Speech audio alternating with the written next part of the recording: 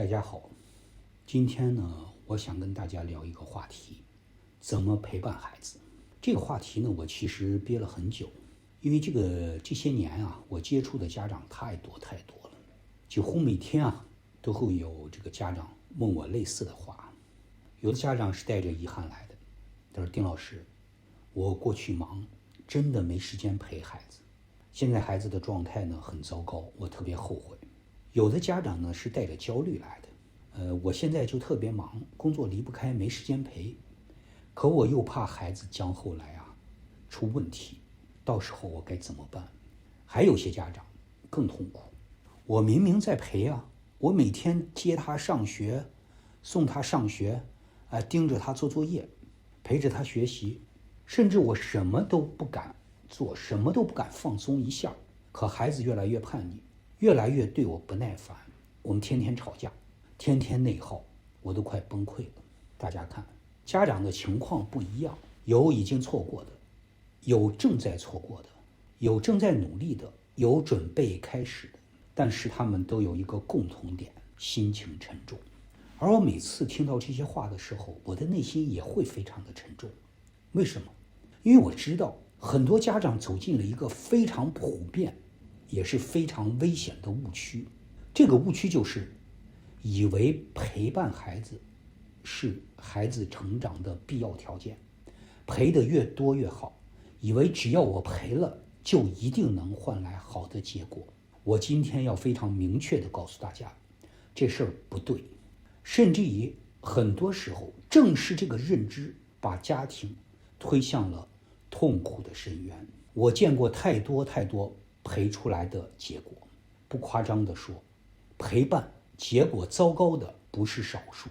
有的孩子被陪得越来越敏感，越来越脆弱，越来越焦虑；有的孩子被陪得越来越抵触，越来越对抗；有的孩子被陪得彻底失去了自我成长的能力，离开了父母就不会生活。还有的家长，孩子和父母之间从关系紧张一步一步走到了最终的彻底决裂。我们总以为悲剧是因为父母不陪，但现实常常更残酷，很多悲剧是陪了，但陪错了。你去网上搜一搜，你会看到太多类似的画面。孩子考试没考好，在回家的路上，在车里被父母骂，被父母打，孩子一推车门走了。有的孩子走到桥上就跳了，有的孩子从楼上跳下去了。这每一件悲剧的背后，往往都伴随着同样一个被我们熟视无睹的事实：家长费尽心血，费尽时间和精力陪着孩子，可结果却是撕裂、叛逆、对抗，甚至于崩溃。那我想问一句，这就是我们家长想要的结果吗？想要的所谓陪的结果吗？我们拼命的陪，到底在陪什么？我们陪的是孩子，还是陪的是我们自己的焦虑？我再讲一个我亲身经历的事情，这个例子我记得一直比较清楚，因为它真的能把很多家长从悬崖边上拉回来。很多年以前，一个父亲找到我，他是个企业家，做得非常的好，人也很有魅力，不是那种咄咄逼人的成功人士，而是一个温暖如玉，很稳定，讲话很让人温暖的那种人。他坐下来就直截了当地问我：“丁老师，我今天只有一个问题，如果您告诉我教育没有希望了，我就把公司关了，我回到家里专心陪孩子，陪他成长，陪他长大。”我当时听完，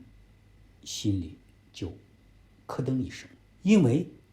当你听到这句话的时候，你就知道这个父亲已经把自己逼到了墙角。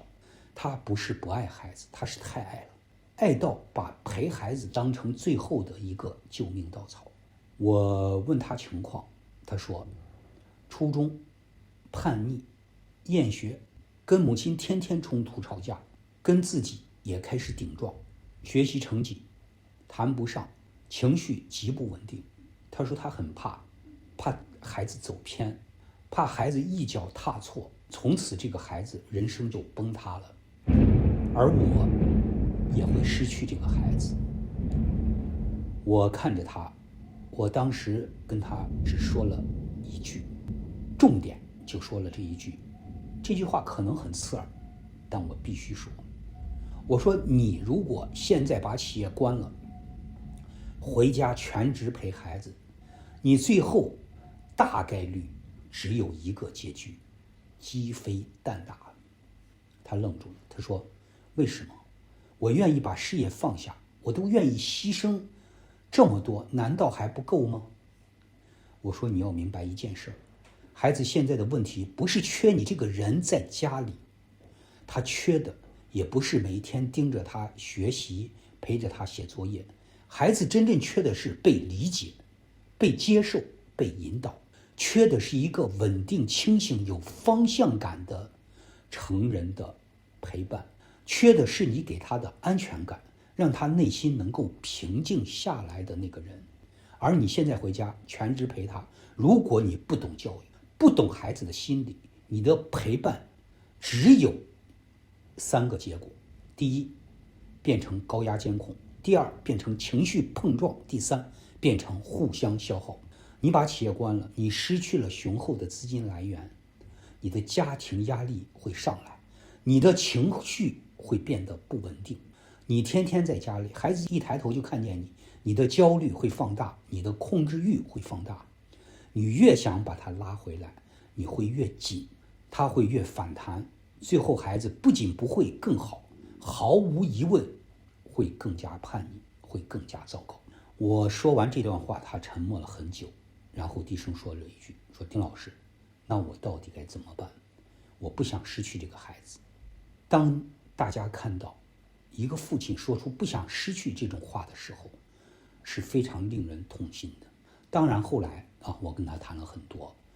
最后呢，他当然也做出了最关键的决定，没有关闭企业，而是在继续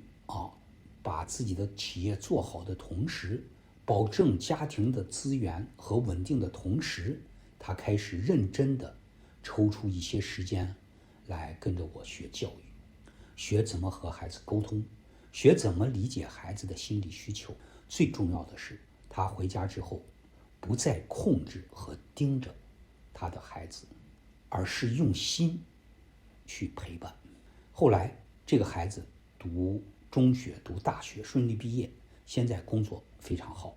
你问我孩子是不是一下就变好了？不是的，教育从来不是能够一步到位的神话，它是一步一个脚印走过来的，是要有核心思想和方法步骤的。好，说到这里，我要把最核心的一句话讲出来，也是今天这个内容最想送给每一个家长的：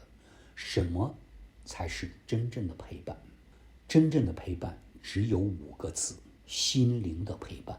记住，不是肉体的陪伴，不是你和孩子在一个屋里，不是你坐在旁边看着他写作业，更不是你天天接送他上下学，把自己熬成了一个陪读机器。很多家长以为我人在就叫陪伴，但在很多孩子的眼里，你的人在反而是一种压力。你一在他就喘不过气儿，你一盯他就想逃，你一问作业写完没他就烦。我说句家长最不爱听的话，物理空间在一起的陪伴，如果没有心灵的链接和彼此的理解，在某种意义上，甚至这种陪伴就是一种摧残，既摧残孩子，也摧残你自己。那什么叫心灵的陪伴？心灵的陪伴，它有几个前提，其中最主要的前提就是你要懂教育。懂教育意味着什么？意味着你第一，你要懂孩子，不是懂他的成绩，而是懂他的心理，懂他怕什么、缺什么、想要什么。有的孩子你看表面叛逆，其实内心很怕被否定；有的孩子表面冷漠，其实这是他长期失望后的自我保护；有的孩子不学习，不是他不想学，是他已经不相信自己能够学好了。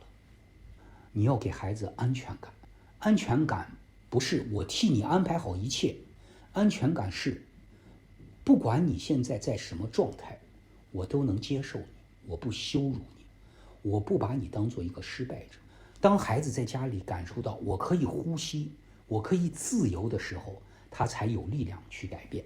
第三，你要给孩子方向感。方向感是什么？不是你给他规划必须考什么大学。方向感是你要让他知道人生是有正道的，是有底线的，是有价值坐标的。当一个孩子知道什么是对，什么是错，他就不容易被一时的情绪带走，也不容易走入歧途。当然，不仅仅是这些。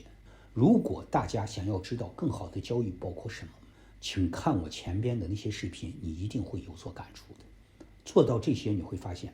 心灵的陪伴是不分距离的。你们相隔万里，即便他在异国求学，你一样可以陪伴他。今天的世界，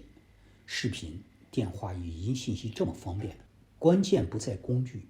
关键在心灵的链接。一句理解的话，胜过你在他身边盯10个小时；一次真正的彼此的共情，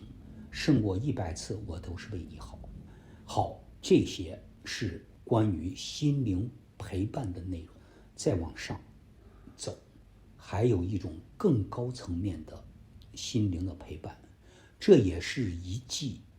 特别简单，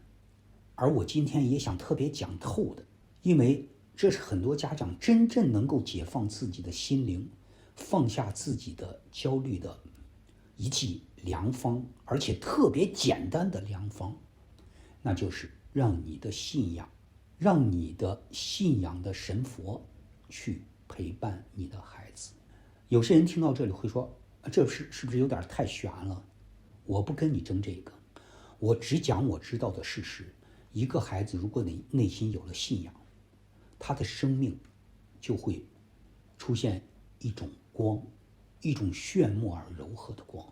他遇到诱惑，他会有敬畏；他遇到痛苦，他会有依靠；他遇到迷茫，他会有方向。面对家长来说，当你真正的把孩子交给你信仰的神佛去陪伴你的孩子，你自己也会发生一种变化。你不再把孩子的一切责任、结果都扛在自己的身上，你不再用焦虑去爱，你会更加稳定、更加柔和、更有力量。注意哦，千万注意，我说的是交给神佛，不是让你躺平什么都不管。我说的是你在现实层面尽你该尽的责任，教育、沟通、引导，同时在精神层面，你让孩子知道，人生不是只有成绩和名利，还有更高的价值取向，